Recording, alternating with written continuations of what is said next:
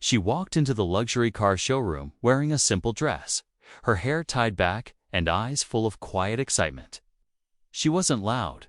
She wasn't flashy, just a woman looking at cars, like anyone else. But the sales staff didn't see her. That way, they whispered, laughed behind her back, and dismissed her with fake smiles and empty excuses. One even asked her, "Are you lost?" The humiliation stung, but she said nothing.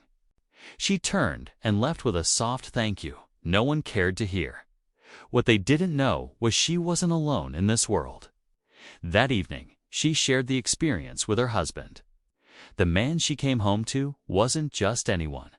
He was a billionaire, powerful, private, and fiercely protective. And the moment he heard what had happened, something in his eyes changed. The next morning, a convoy of black cars rolled up to that same showroom. The staff stepped outside, confused by the sudden arrival of men in suits, cameras, and security. Detail. What happened next stunned everyone, especially the ones who had laughed the loudest. But what did her husband do that turned heads across the city? And why did it leave the entire staff speechless? Just 24 hours earlier, she had stood quietly in that same showroom, ignored like she didn't belong. No one asked her name. No one offered help. They judged her by her clothes, her soft voice, and the way she looked around with wonder. But what the staff failed to realize was that she wasn't there to impress anyone. She was there because she genuinely loved cars. Her husband, a man who kept his wealth out of the spotlight, had always admired her humility. He often said she had more class and silence than most people had in a room full of diamonds. That night, when she told him about the humiliation, he didn't raise his voice. He simply listened, and then he made a few quiet calls. By sunrise, the plan was already in motion. The staff, still recovering from yesterday's gossip, now watched in disbelief as sleek luxury cars pulled up outside. Photographers arrived, confused but ready. Then came the man himself, tall, calm, with a presence that filled the room the moment he stepped in. No one knew who he was at first. But then, whispers started. Phones buzzed. Faces turned pale. And yet, he hadn't said a single word. What was he about to do? The manager of the showroom stepped forward, trying to mask his nervous smile. He didn't recognize the man right away, but he recognized the watch, the car he arrived in, the security team at his back. It wasn't long before someone whispered the truth into his ear, and that's when panic began to spread.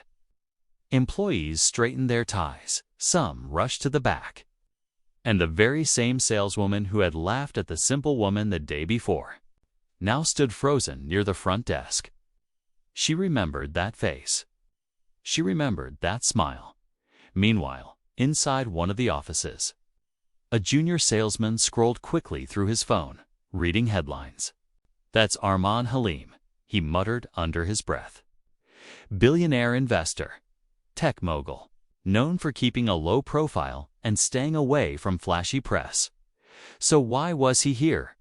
As Arman walked through the showroom, his eyes didn't wander to the expensive cars or the polished glass floors. He was searching for something or someone. A few people tried to approach, offering handshakes and greetings, but he politely stepped past them. Back at home, his wife sat by the window, watching the news notifications pile up on her phone. She hadn't asked for revenge. So what was he really planning? The air inside the showroom had turned thick with silence. Every step Arman took echoed like a warning. Employees who had once chuckled behind the counter now avoided eye contact. He paused near the very spot where his wife had stood just a day earlier next to a silver luxury model she had admired quietly before being brushed aside. He looked at the car, then slowly turned toward the saleswoman who had mocked her. Their eyes met. She dropped her gaze instantly, heart racing. She had no idea how close she was to losing everything. Then, without a word, Arman pulled out his phone. A few moments later, a sleek transport truck backed into the showroom's private delivery area. Behind it came a legal team, clipboards in hand, followed by interior designers and branding experts. The manager's confusion grew as he watched the chaos unfold. One of the assistants tried to approach Armand for clarity, but he raised a hand and simply said, "It'll all be clear soon." Outside, people had begun to gather. Word was spreading fast. Someone important was making moves inside. The local press showed up, but Armand's team held them at bay. What was happening wasn't about headlines. It was personal. And it wasn't over yet. Just as the staff struggled to make sense of what was unfolding, the showroom doors swung open. Again this time, it wasn't Armand's team. A woman entered, confident and sharp, dressed in a tailored suit. She walked past the crowd as if she owned the place, and in a way, she did. Her name was Myra Hassan, the regional director for the luxury car brand, someone who rarely appeared in person unless something major was happening. The staff exchanged nervous glances. Two powerful figures in the same room. Something bigger was at play. Myra didn't waste time. She went straight to Armand and spoke quietly, but her tone was serious. "We've reviewed the footage," she said. "And the treatment your wife received, it wasn't just poor service. It crossed a line." The employees within earshot paled. Footage. They didn't realize the showroom cameras had recorded every word, every laugh, every look of disdain. Then Myra dropped a bombshell. "This location is now under immediate audit. Any sales made in the last 30 days are on hold, pending investigation. This branch's operating license could be suspended." The manager stuttered, trying to respond, but Armand didn't even look at him. He turned and walked toward the back office where more surprises waited. The real reason for his visit still hadn't been revealed, and time was running out. Armand entered the back office, where a few senior staff members had gathered in quiet. Panic. He placed a folder on the table. Inside were signed documents confirming that, effective immediately, he had purchased majority shares in the dealership's parent company.